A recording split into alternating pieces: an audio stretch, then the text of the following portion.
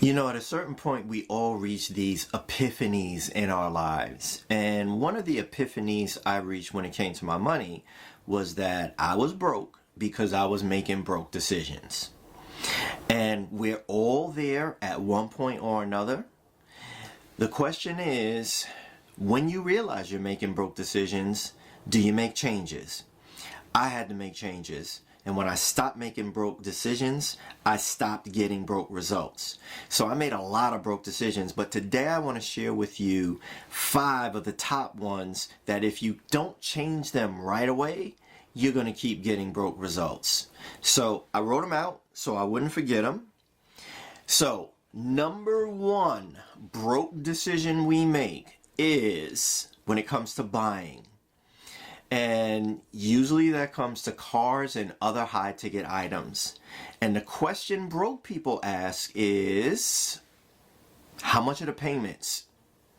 Whereas rich people say, how much does it cost?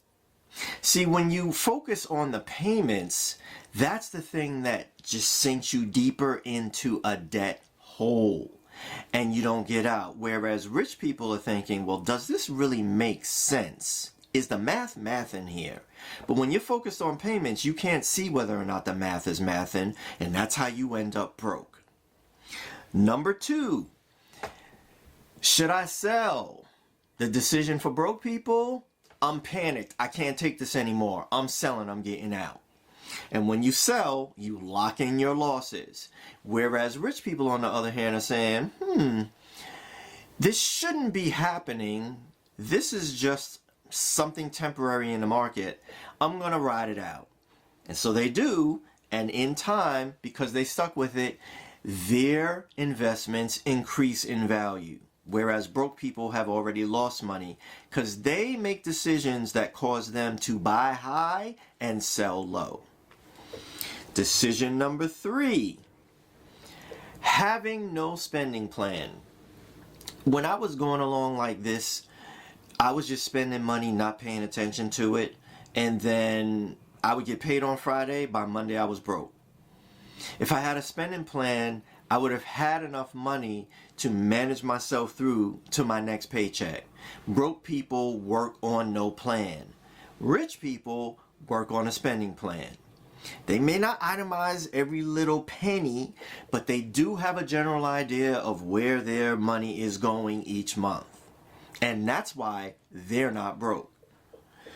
Number 4, broke people decisions is deciding to carry a credit card balance and paying twice, 3 times, 4 or 5 times what something cost you.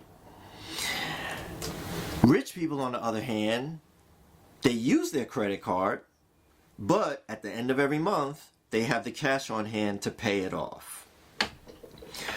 Number 5, and this is a biggie that lets you know you are broke and you need to change. Number 5 is a pile of unopened mail and deciding not to open it. If you're broke and you know you owe, you're scared to open up your mail. Rich people don't have that problem. They welcome the mail. Either it's junk mail that they're going to throw in the garbage or it's something good. Broke people are afraid of opening their mail because they know inside of it is going to be a notice that they owe somebody. You got to stop ignoring the mail and you have to decide to open it up and address and face your financial situation. So, when I started doing that, that's when things started to change. And I realized that the mail wasn't such a boogeyman that I had to be afraid of. And these are the things that when I changed these 5 things, I stopped being broke and I started moving away from that financial pain of brokenness towards the pleasure of wealth and abundance. All right, guys, that's what I wanted to share with you today. I hope you take these tips to mind and think about them. And if you are broke and you're making broke decisions,